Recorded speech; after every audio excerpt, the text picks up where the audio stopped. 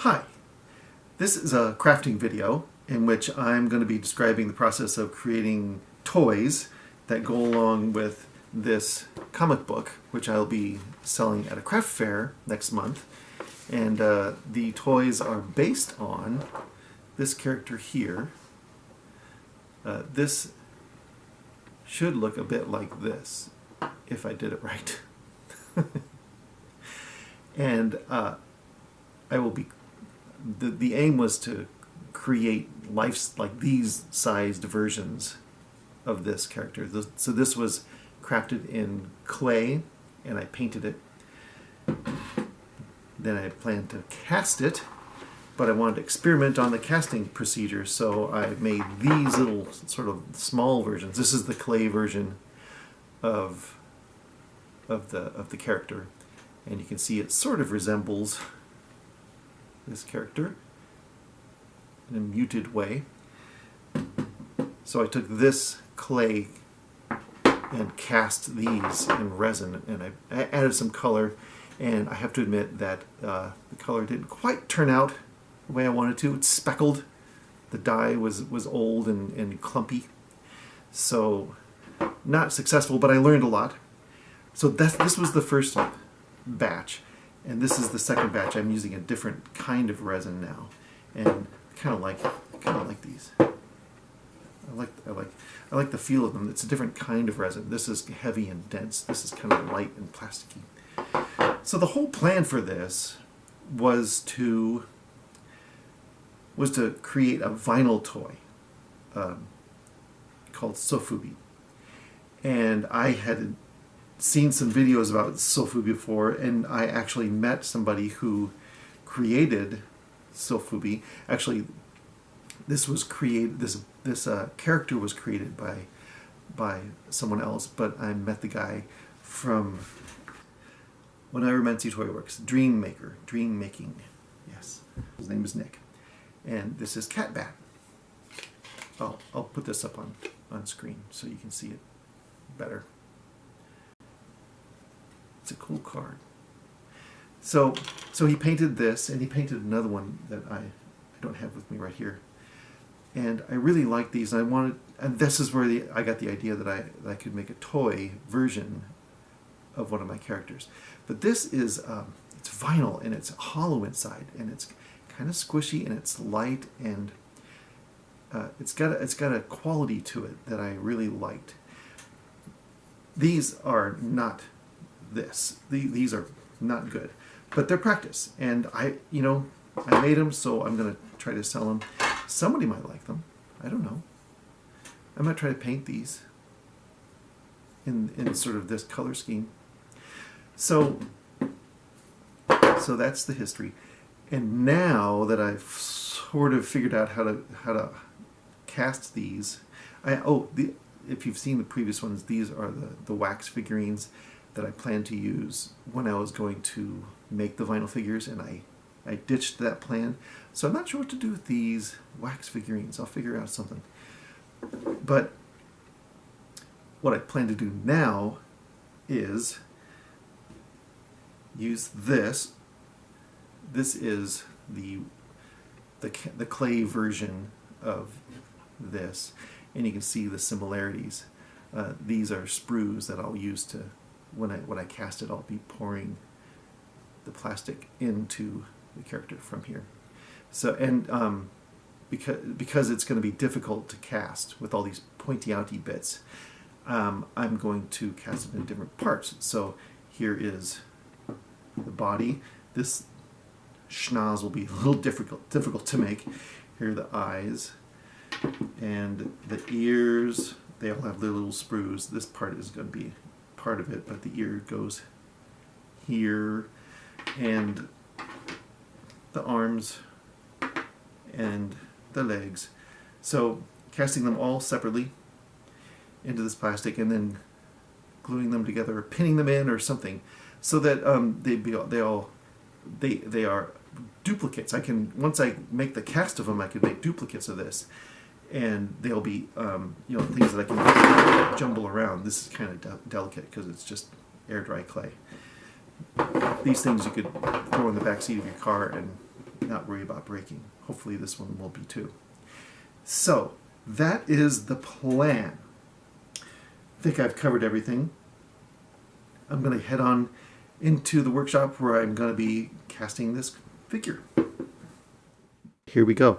There's the little character suspended in a tub. I know that I used the clay last time, but I decided to suspend it this time because I don't have enough clay. So now I'm going to pour some of this mold star into it. Create the first half of the mold. I'll just pour halfway in, and then it'll set, and I'll take off this support system and then pour the rest in.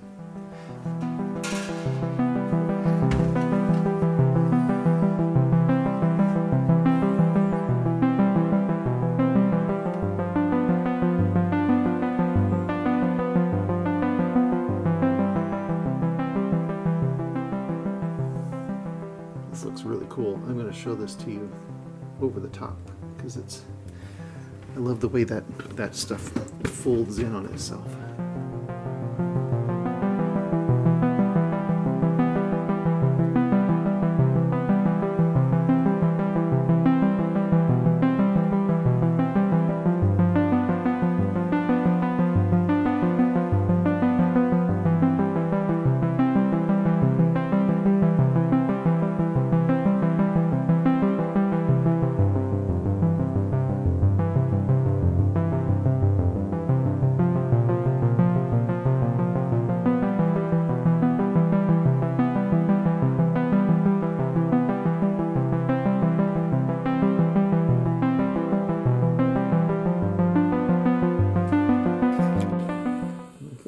I'm just going to leave it there, let it cure for about 4 hours.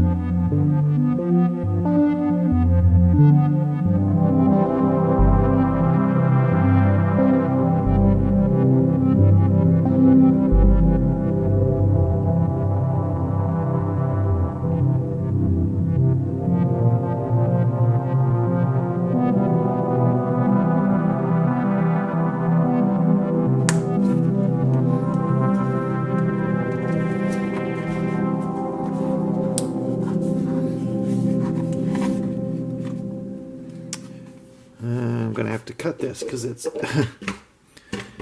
it's kind of like this, so it's not gonna fall out the way it should.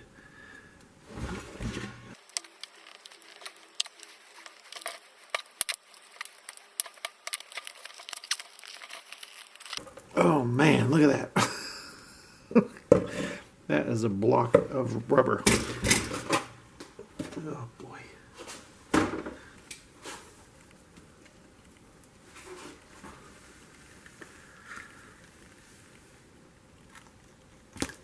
Here we go.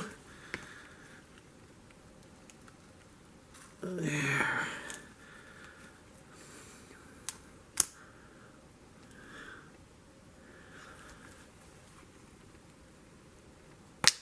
Yeah.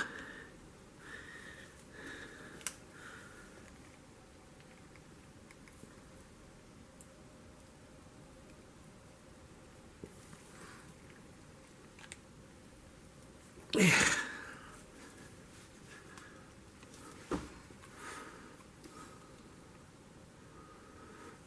Well, if I just take it out like that. There we go. So, yeah, his poor little head broke. Yeah, poor little head. That's okay. Because this is no longer needed. And also, these things are no longer needed. Boop.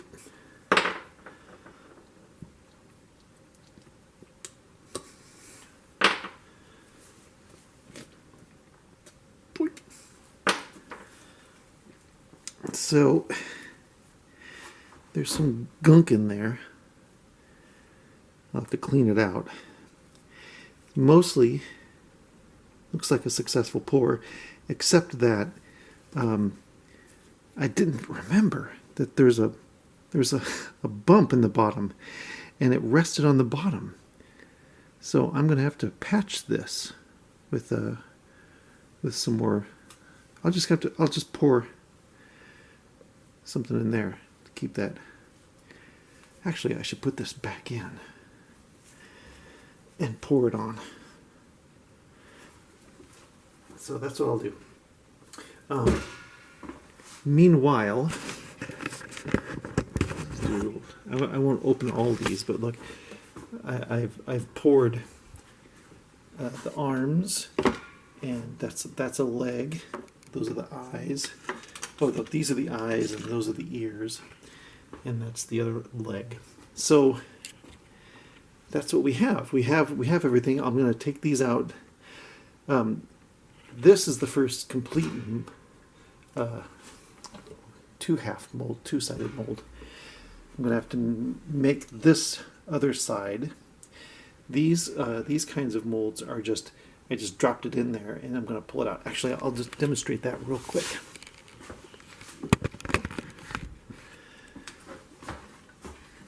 Different way of demolding.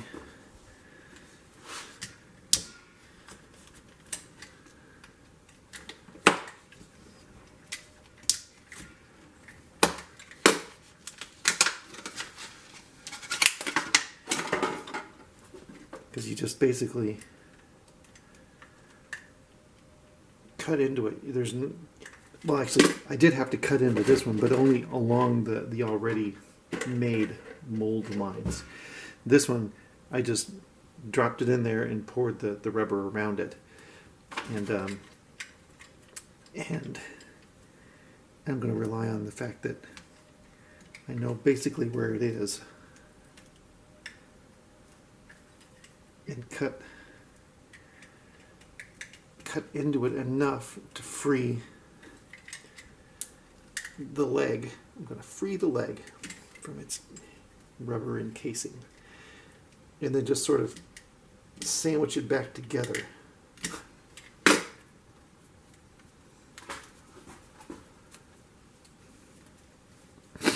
This will be a little more difficult because there's no parting line already there. I was sort of, when I was doing that, I was sort of already cutting along the parting line, but this is just basically cutting into the material itself. So it'll be a little more precarious, and I'm going to risk slicing my fingers open. Oh, there we go. So there's a little leg. I'm just going to pull it out from the top there, and then hold these together. Come on, buddy.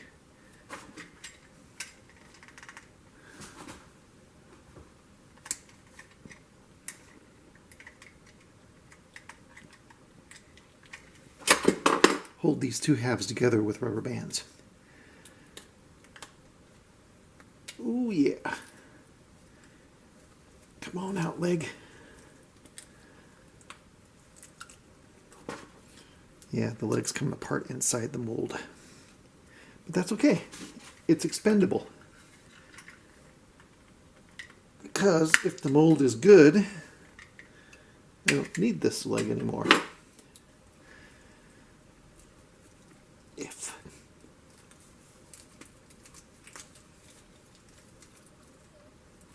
Okay. Oops. Well, now you see that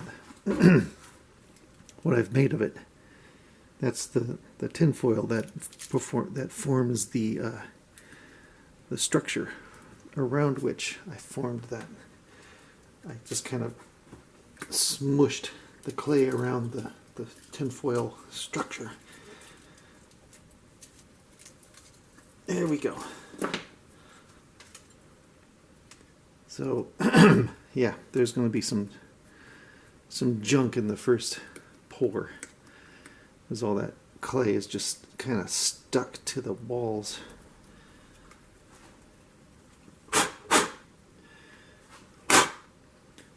What I might do is take some compressed air and go see if I can clean that out. But otherwise, I see it kind of snaps together already, and then I will just do that and pour the vinyl or the plastic inside there. Boop! There goes a leg. So I'm going to do that with the rest of these over here. Actually, I'm going to pour I'm going to pour the second half of this, and I'm going to put a lot more of this stuff on there to make it easier to release, because I didn't like doing that. That kind of hurt my fingers. But I'll take these legs out, and hopefully they come out a little easier. And I'll be right back.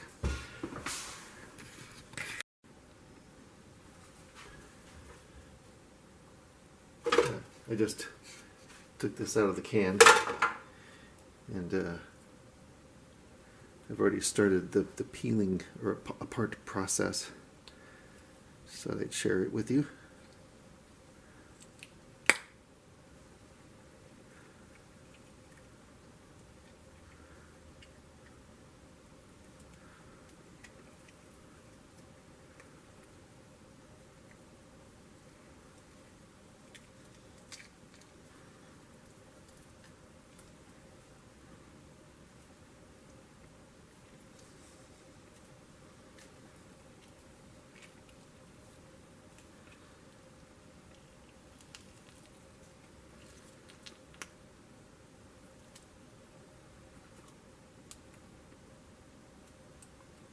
That was much easier than the other one. It's smaller, obviously. And I used lots of mold release too. And there's not as much gunk in there.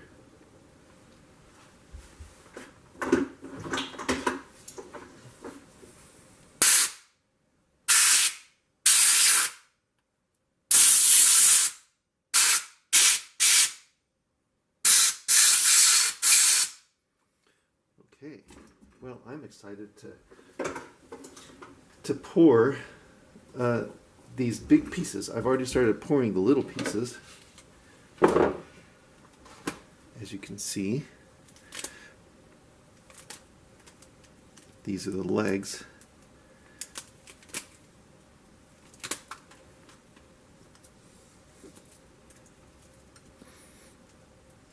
I poured a little bit over top.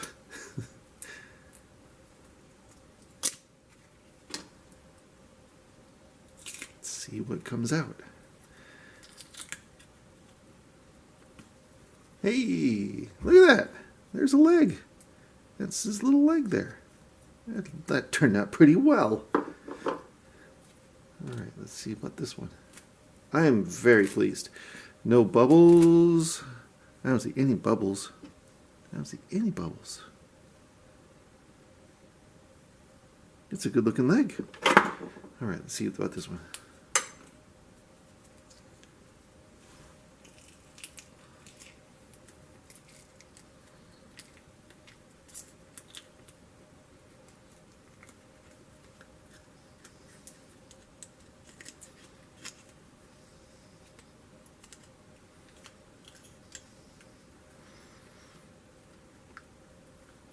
Yeah, this is a little dirtier. But the second casting will be good. The thing I'm mostly worried about is voids at the very tips of the toes, where bubbles would form, you know, at the end of the mold. But that is not happening. Very nice. Very nice indeed. All right. These are the ears.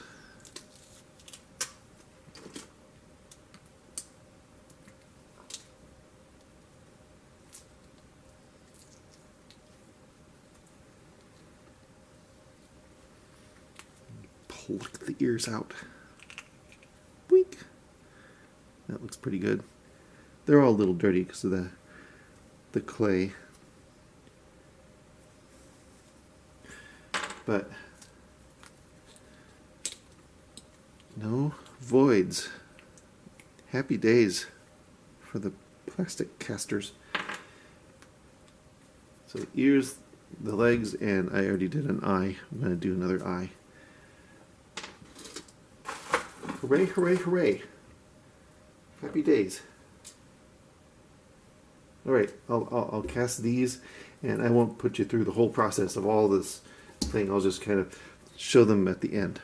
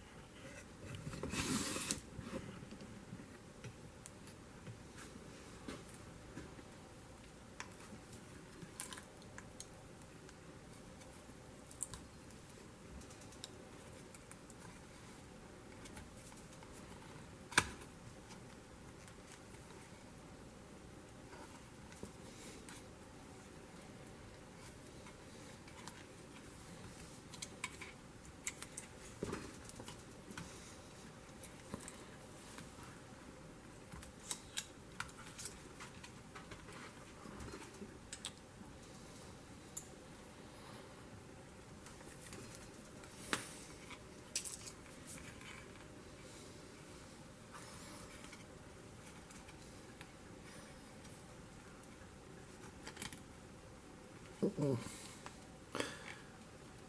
Uh-oh. I feel voids. I feel voids in the spine.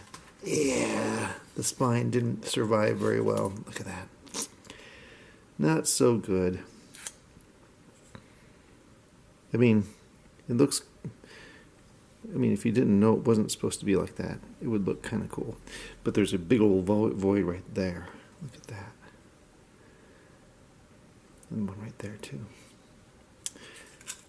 But on this side, it looks good. Looks really good on this side. That's okay. That's all right. There's an indication of a seam there. Otherwise, oh yeah, and this is where the other seam is.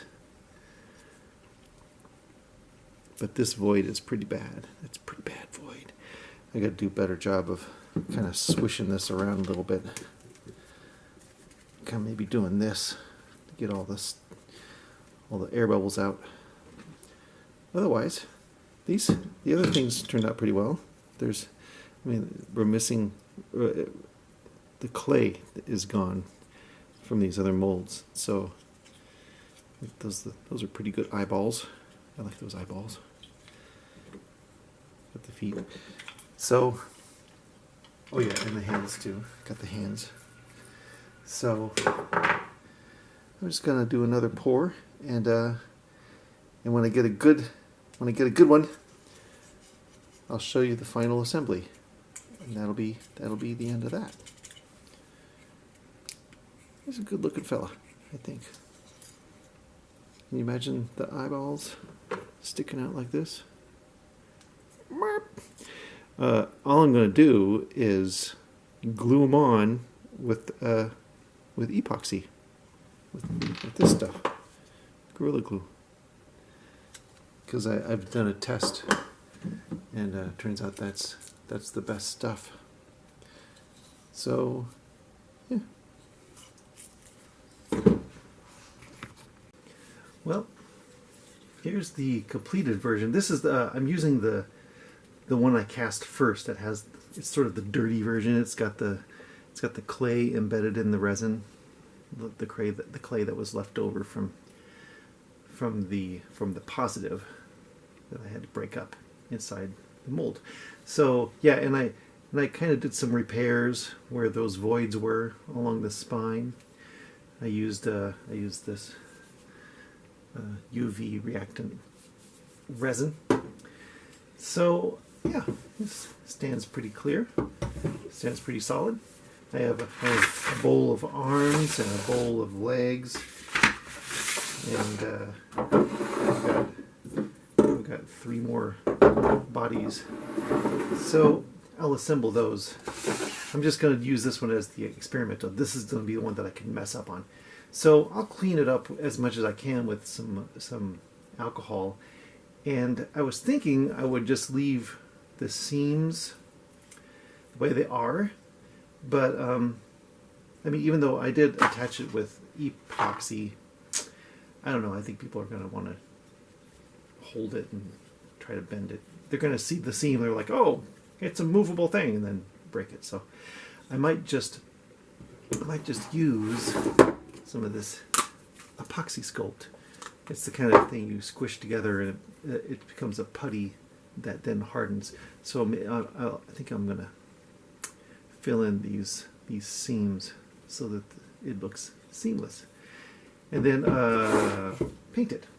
So that'll be what you see next. And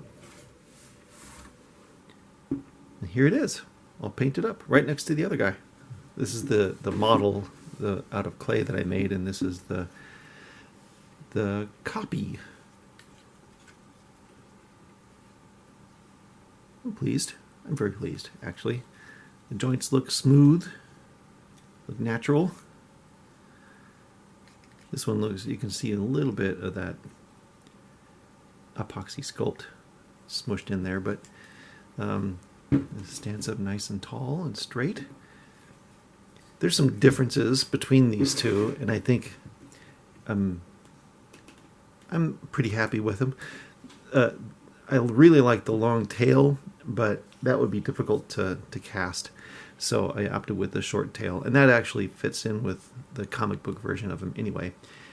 And I really like the way this one kind of stands. He's got a really solid stance, and he's got character too. He's kind of like in motion, whereas this one's more a little stiffer.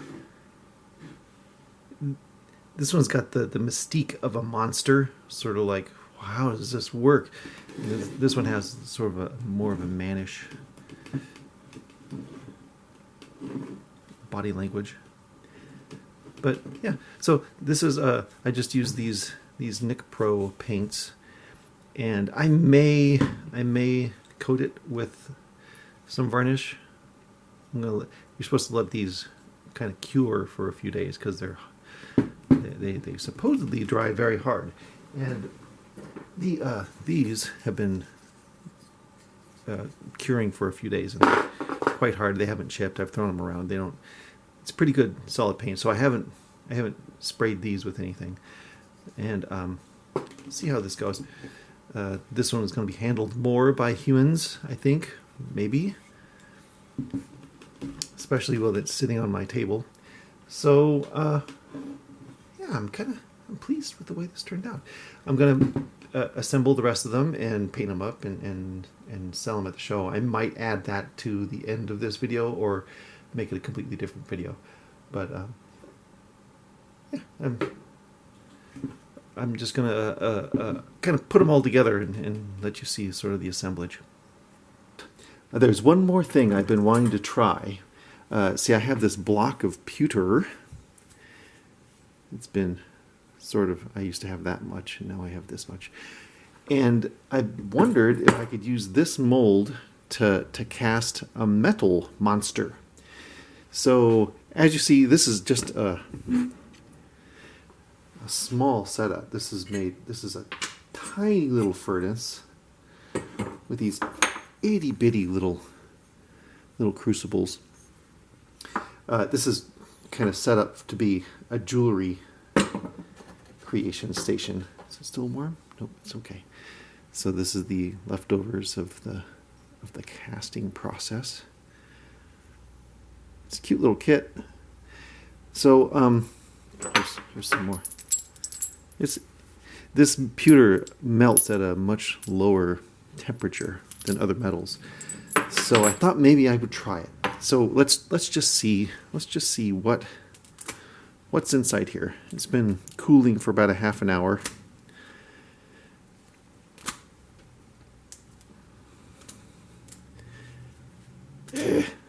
Ooh, I can feel through the silicone rubber the warmth of the metal. So maybe it's still warm. Maybe. Let's see here. Ooh.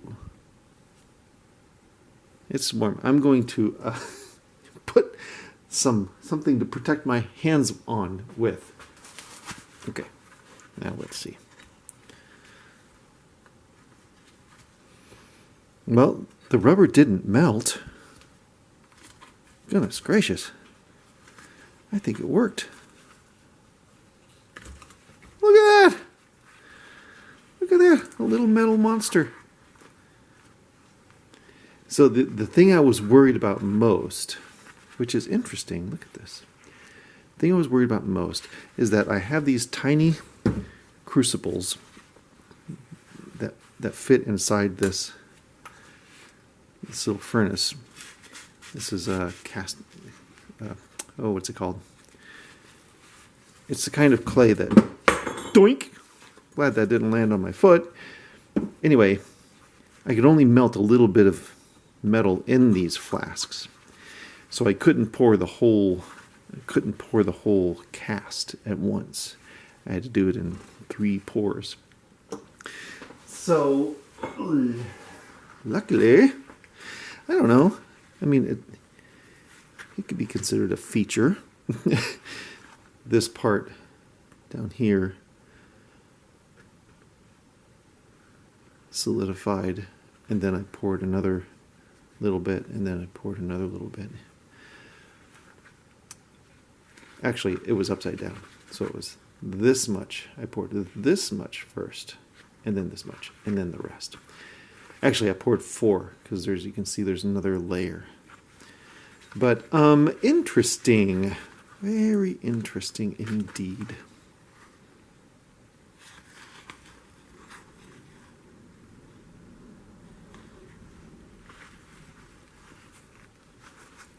I don't think I'll be doing this very often because pewter is, like all metals, expensive. It was an interesting experiment. I can I'm gonna slice off this pedestal and kind of make it so it stands a little more more in a staple manner. Yeah, this is kind of cool. Anyway, let's do a final review. Just for reference, here is an illustration, a close-up of Rain God, Chaahk. And here's a full figure image that I imagined for this comic book that I drew and wrote and am selling soon at that craft fair. And here's the plastic figure. There we go. Kind of resembles the illustration, I think.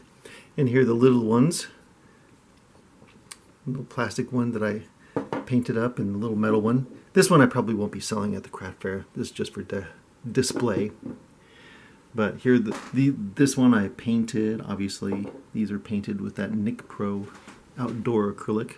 And these are dyed in the resin, different colors, experimenting to see if I want to do a full color or just, you know, a detailed picture. And over here are the this little squadron of rain gods on display for you. Oh, you know, I just realized this is kind of Has anyone seen that movie with the silver stormtrooper? These aren't stormtroopers. These are little bitty gods. So, thank you for watching these videos, this series of 3, as I make these figures to sell at my craft fair. Maybe I'll make more. Maybe I won't. I don't know. We'll find out. We'll find out if I'm successful.